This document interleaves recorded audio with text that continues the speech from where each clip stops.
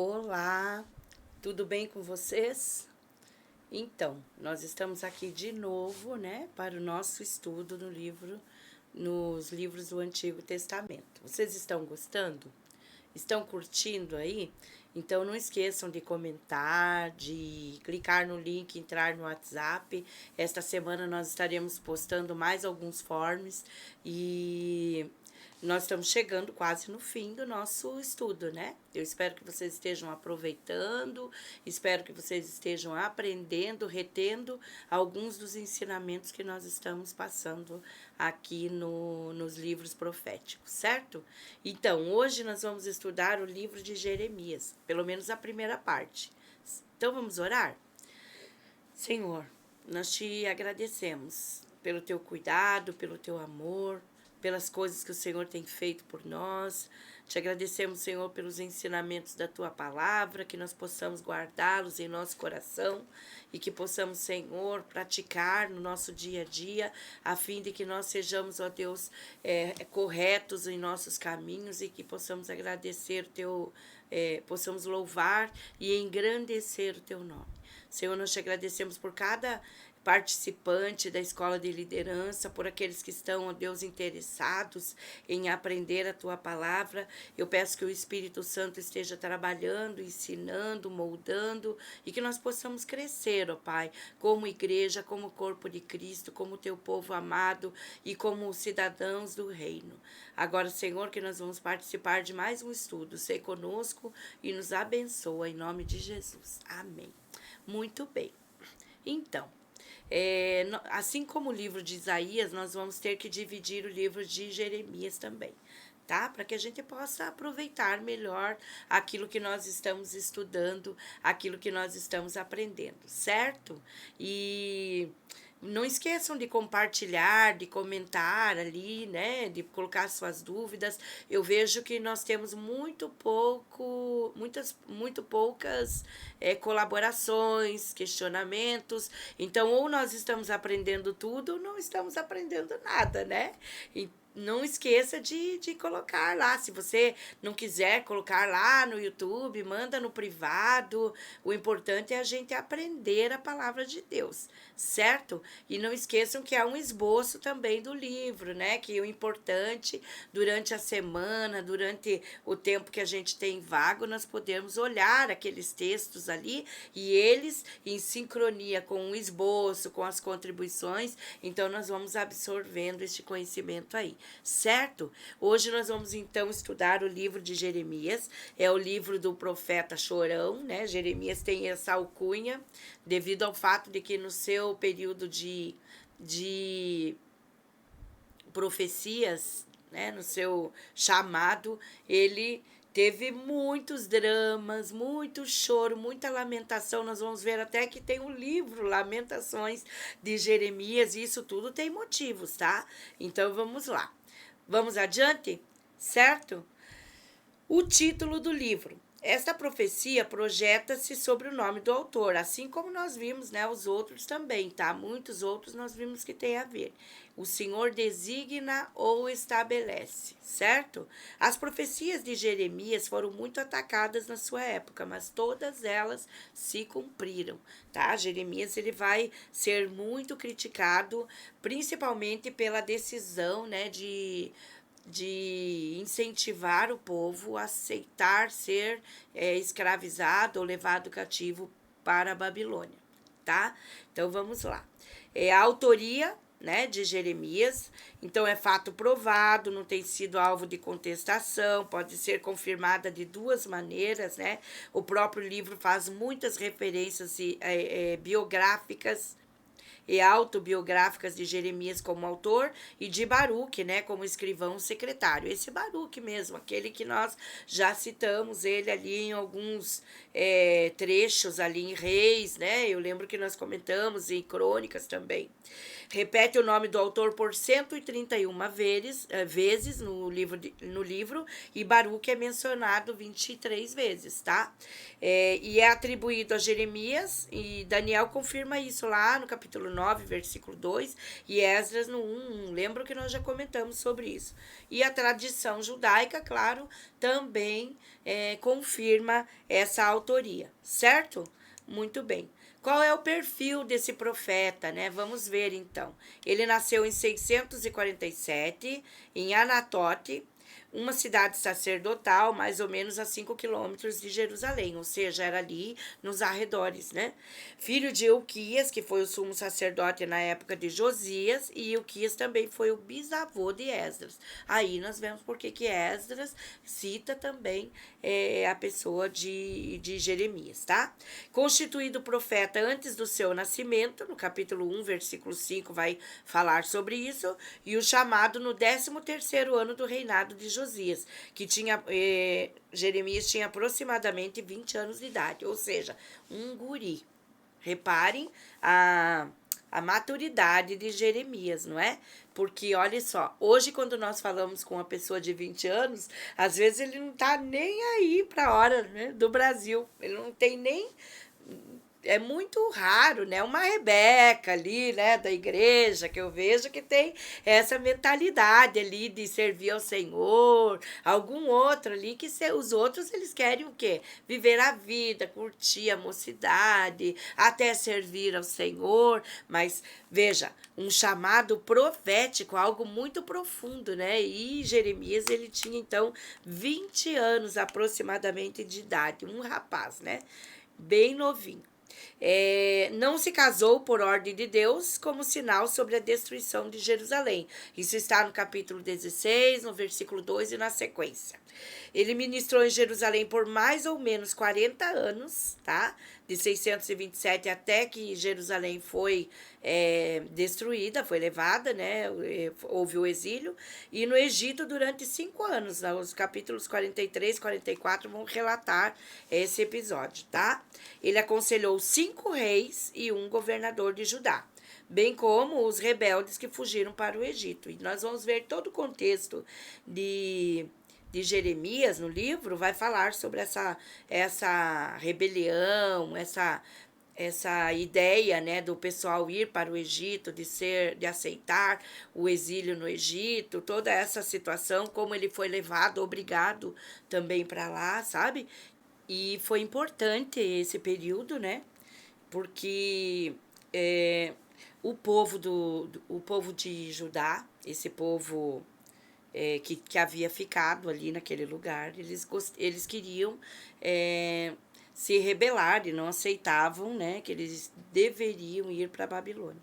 Então, foi importante porque Jeremias, ele, mesmo sendo levado, obrigado para o Egito, ele ajudou esse povo, orientando, profetizando que Jerusalém seria destruída e que eles deveriam aceitar o domínio da Babilônia. Ele aconselhou 5 reis e um governador de Judá, e todos esses rebeldes aí que haviam fugido para o Egito. Jeremias era um profeta sensível, compassivo, mas ele proclamou o julgamento contra a nação. Ou seja, mesmo com misericórdia, mesmo com uma tristeza, né?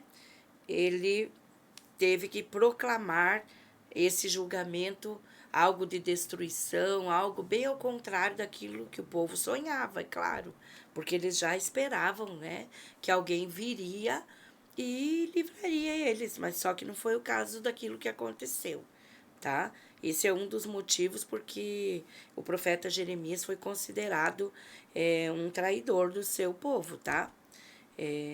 Muito bem. E ele foi considerado um traidor devido aos julgamentos que ele pronunciou. Todo mundo está esperando sempre uma boa notícia, não é? Aí vem o profeta e pronuncia que eles serão levados, que Jerusalém vai ser destruída. Com isso, ele foi taxado como aquele que estava sendo como é que eu posso dizer assim? Alguém que estava aliançado com a Babilônia e traindo o seu povo, tá?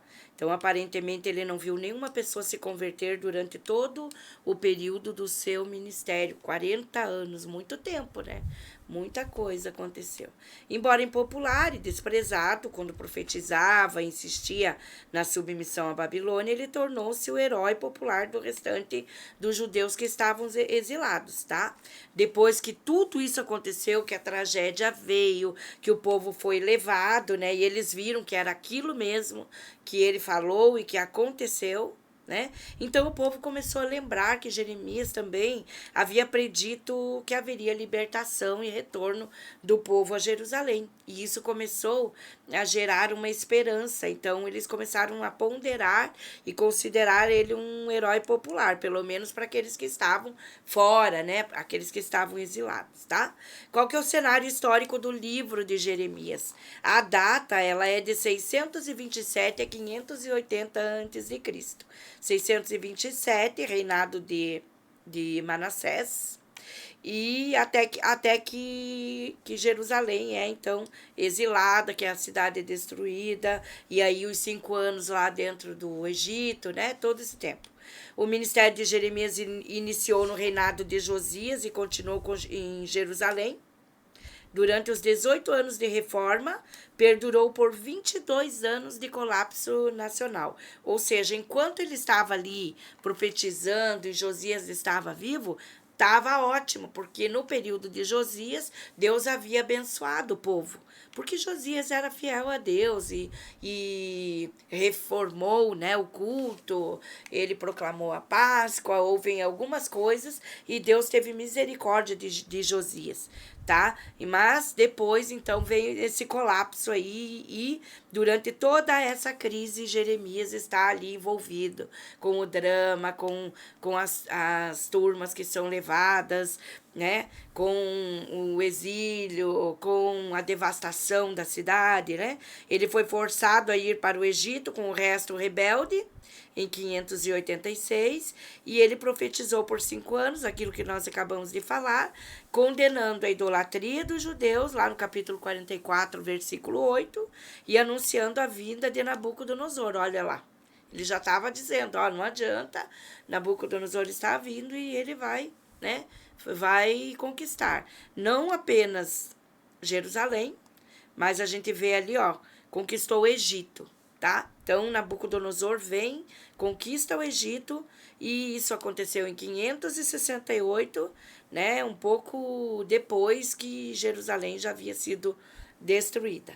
O cenário político do livro, então, internacionalmente, foi uma época em que as nações fizeram muitas manobras. Então, ali estavam envolvidas a Síria, Egito e Babilônia. E Israel estava no meio, né? As 3 nações mais envolvidas, né?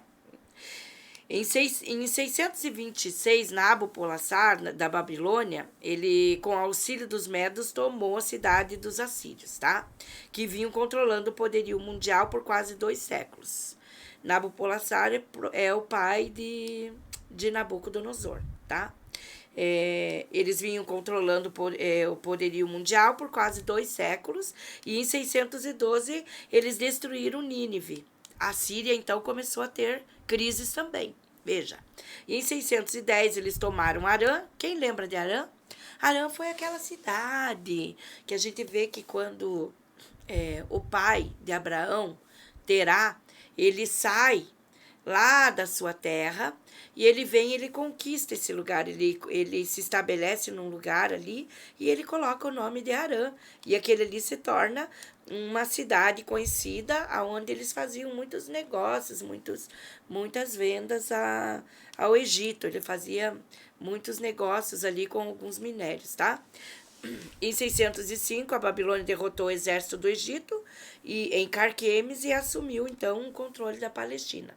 Então, veja que Israel se tornou a colcha de retalhos, né?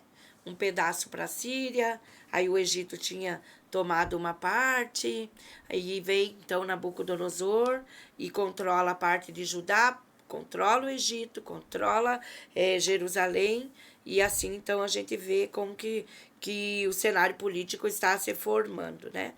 Nabucodonosor chegou ao auge do poder em 605, no ano da morte do seu pai, E apesar do Egito ser conquistado só em 568, durante esse período o Oriente Médio esteve num tumulto. É isso que nós estamos falando, né?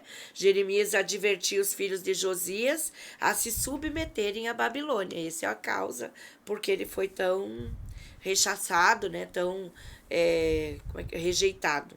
No cenário nacional, esse período foi um dos mais negros da história de Judá. Os pecados, né, a idolatria dos antepassados foram punidos, ou seja, tudo aquilo que eles haviam feito, apesar de Josias ter feito a reforma e tudo, a gente percebe que isso não evitou que o julgamento viesse sobre Israel. Foram 4 tragédias, e são essas tragédias que a gente vai observar agora. Então, o rei Josias foi morto em Meguido, tentando evitar que o faraó lutasse juntamente com a Síria contra a Babilônia. E essa foi a maior tragédia que Israel passou nesse período. Então, houve uma lamentação muito grande, porque Josias, ele foi um rei justo diante de Deus, e ele fez fez várias operações para resgatar o culto, purificar Israel. Então, ele foi um rei muito querido, e com isso,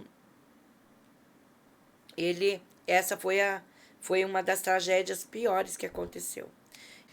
Então, em 606, Nabucodonosor libertou Jerusalém do Egito e começou a dominar. Nesse momento, ele começa a levar aquelas turmas para a Babilônia. Nós falamos isso lá no livro de Neemias, de Esdras, nós falamos isso em Crônicas, não é? Então, se a gente retomar aqueles estudos, nós vamos ver que haviam 4 turmas que foram levadas para a Babilônia. E, então, em 606, foi a primeira turma, que foi a turma que foi a família real. E Daniel, ele estava entre eles. Ele e os seus 3 amigos lá, que vocês vão ver quando nós chegarmos em Daniel, nós vamos ver os amigos da fornalha, né? A ideia do rei era treinar esse povo para o serviço do governo, tá? E é isso justamente que também Daniel vai compartilhar com a gente. Em 597, ele mandou o seu exército a Jerusalém por 2 vezes, porque haviam rebeliões em Judá. E eles estavam, então, fazendo conexões com o Egito, certo? E com isso, então, nessa primeira vez que ele manda o exército até lá, o rei Joaquim é morto, lá no capítulo 36, versículo 30, e na segunda ele leva Joaquim. Joaquim é um, Joaquim é outro, que foi levado para a Babilônia após um reinado de 3 meses. Ele saqueou a cidade, levou todos os tesouros sagrados do templo, e os nobres também foram levados. Então, na primeira etapa foi a família real, juntamente com Daniel. A gente não tem assim informações se Daniel era membro da família real, mas o fato de ter sido ali levado, né, junto com os outros, pode ser que seja uma opção, né? E depois, então, é levado mais um grupo, que é esse grupo dos nobres que são levados e vão ficando ali em Jerusalém, os pobres, os miseráveis, né? E a cidade totalmente destruída, o templo, né? Em 586, Jerusalém e o templo foram destruídos por Nabucodonosor, depois de uma outra rebelião e um cerco de 2 anos à cidade. Então, essa destruição foi histórica e repercutiu no mundo inteiro. Lembram de Salomão? Que Salomão fez com que Jerusalém fosse conhecida, né, por toda a sua glória. Agora, então, ela estava sendo conhecida por toda a sua destruição, pela vergonha, né? E para o judeu isso era inconcebível. Então foi um arraso total, tá? Eles achavam que jamais Deus permitiria que aquele lugar fosse destruído. E aí chega então a destruição, né? E a realidade bem difícil que Israel passou a viver, né? Que Judá, né? No cenário religioso, então, nós vamos entender por que o cenário político ficou formado desta forma. Nós lembramos, né, que a política dos judeus ela está completamente vinculada ao culto, né? E o que aconteceu, então, nesse cenário religioso? Jeremias ele nasceu nos últimos anos do reinado de Manassés. Lembra quando nós falamos de Manassés?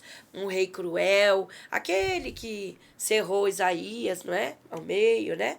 Quando esse rei procurou inutilmente reformar a nação, veja, Manassés no final da sua vida ele reconheceu os seus erros. Só que foi muito tarde, porque ele tinha levado toda a nação à idolatria, derramamento de sangue, corrupção moral.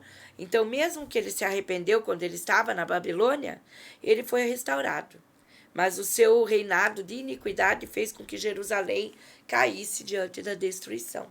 Porque, apesar de ele ter se arrependido, retirar todo esse processo de destruição, então, todo esse processo de destruição veio por conta do julgamento da carga que o povo estava vivenciando, com toda essa imoralidade, derramamento de sangue, idolatria, né?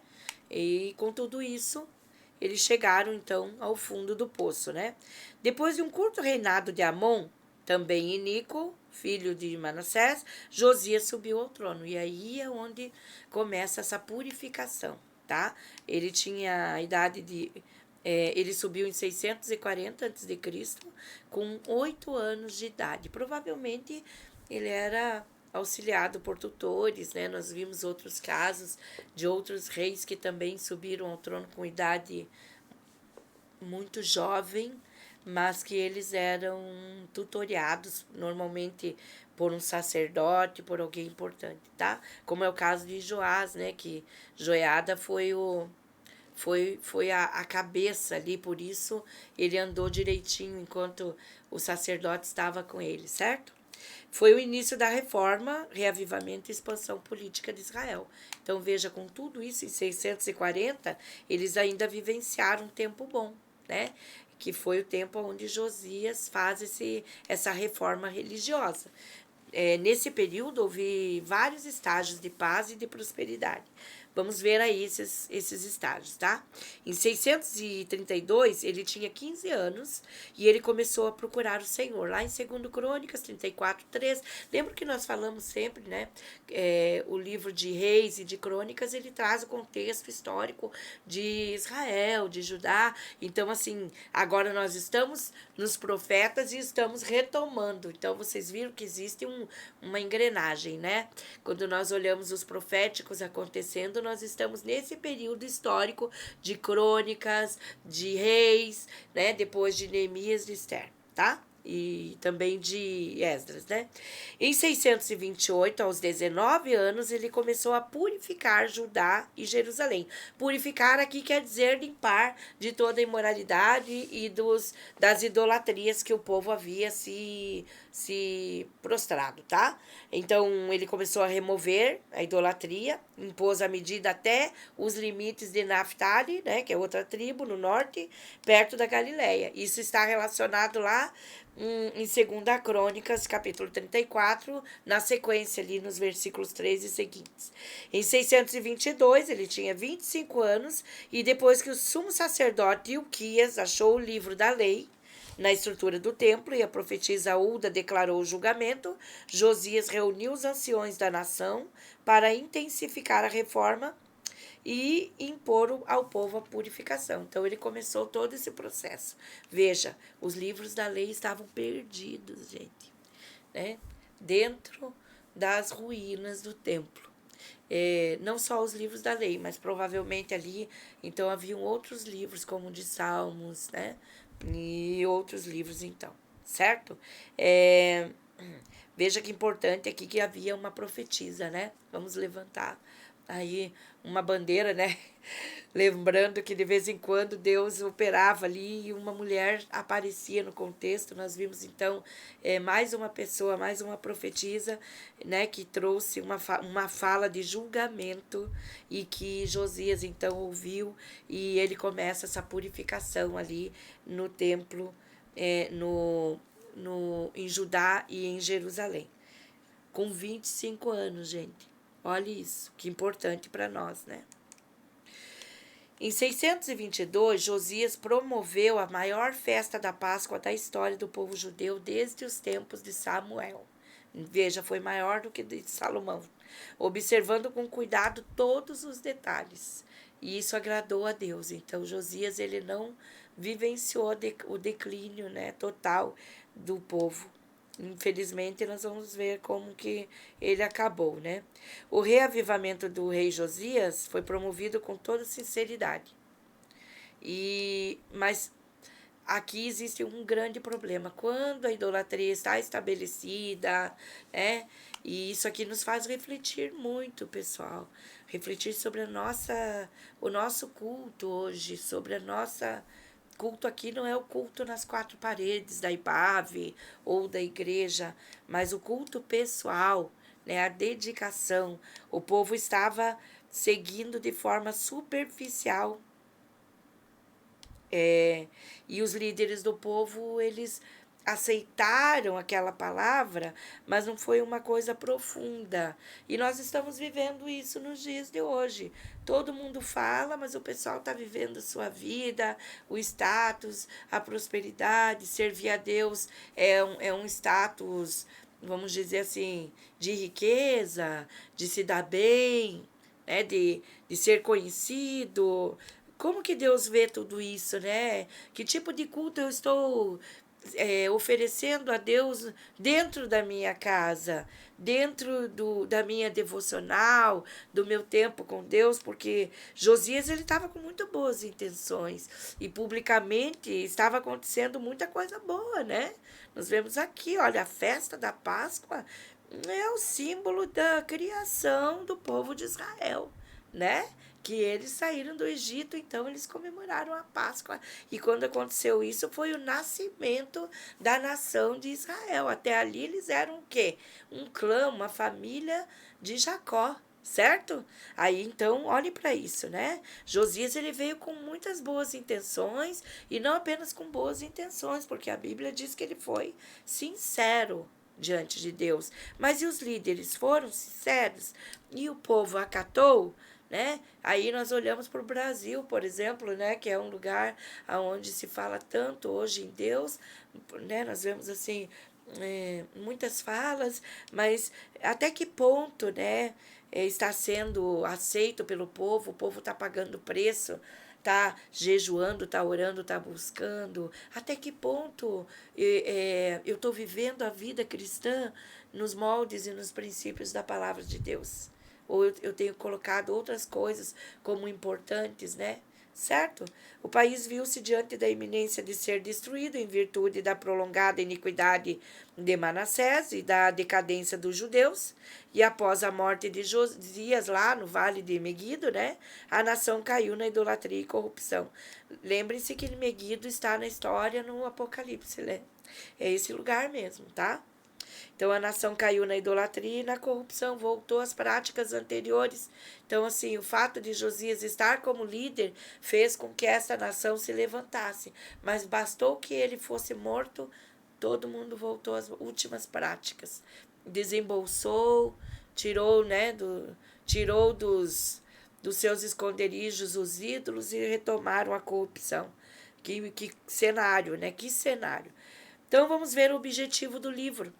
O objetivo da profecia foi registrar as admoestações finais do Senhor ao país que se precipitava num desastre espiritual e destruição nacional. Então, vamos dizer assim, aquele último grito, arrependam-se antes que venham os maus dias, né? E foi isso que aconteceu. Então, o livro registra não a rejeição da lei divina, não apenas, né? Como também a recusa da correção. Ou seja, apesar dos profetas falarem, né? Apesar de Deus alertar por muitas vezes o povo não se rendeu, não se rendeu de coração à transformação. Ao contrário do apelo de Isaías para que confiassem na libertação do Senhor, nós vimos isso no livro de Isaías, na parte final, né? Porque o livro é dividido em duas partes, falando primeiro do julgamento, depois da libertação.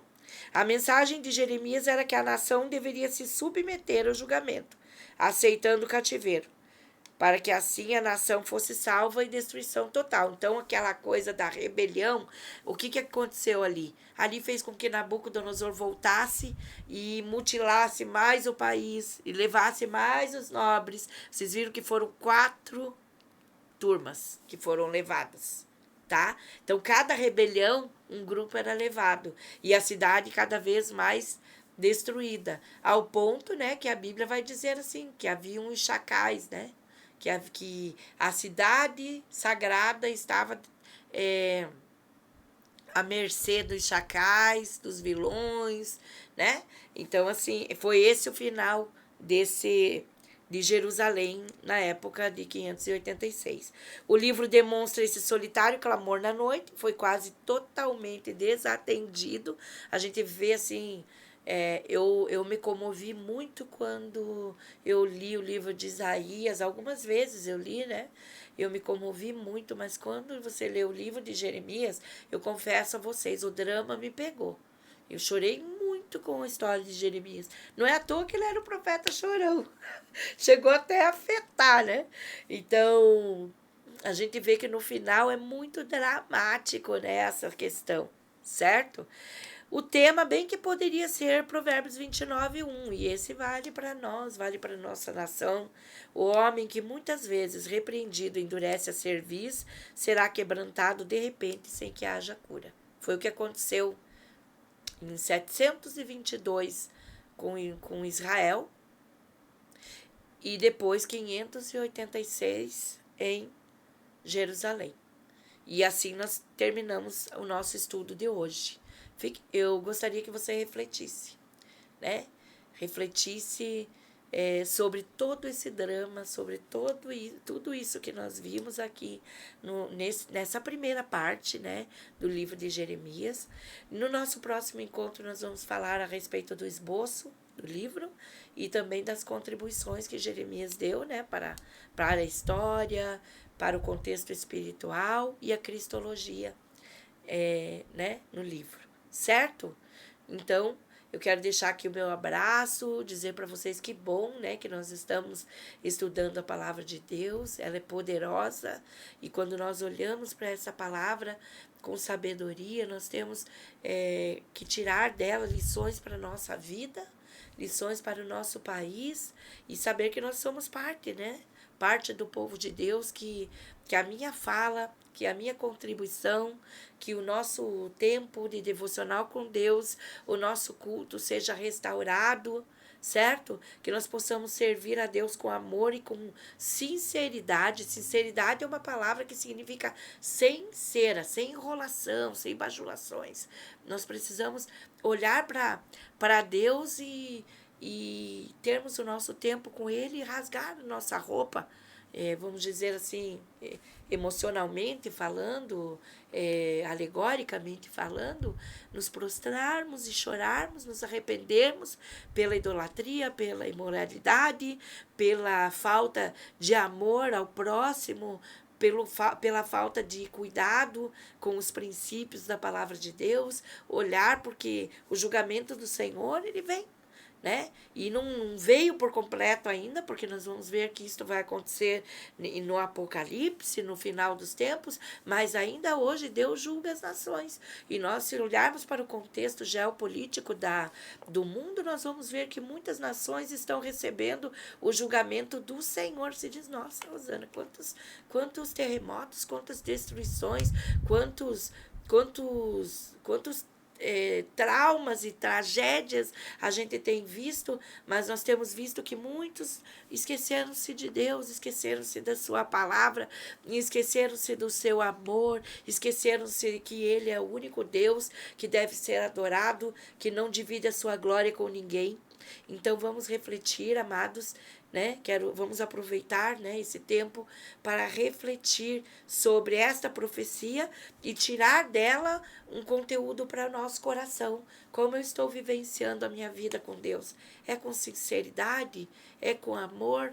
Eu tenho servido a Deus ou eu tenho servido aos homens, né? Quando eu sirvo a Deus, tudo que está à minha volta é secundário. Mas quando eu sirvo aos homens, eu fico preocupado com o que os homens estão falando, o que eles estão pensando, e nós estamos acima disso, amados. Então, quero deixar o meu abraço para vocês, o meu beijo, desejar a vocês um ótimo fim de semana, uma semana abençoada aí no início, e nós vamos então postar posteriormente a fase 2 do livro de Jeremias e em seguida Lamentações de Jeremias, que vem a ser, né, uma espécie de drama poético sobre esse trauma todo que Jeremias vivenciou quando ele estava então profetizando, certo? Um beijo para vocês, Deus abençoe e até a próxima.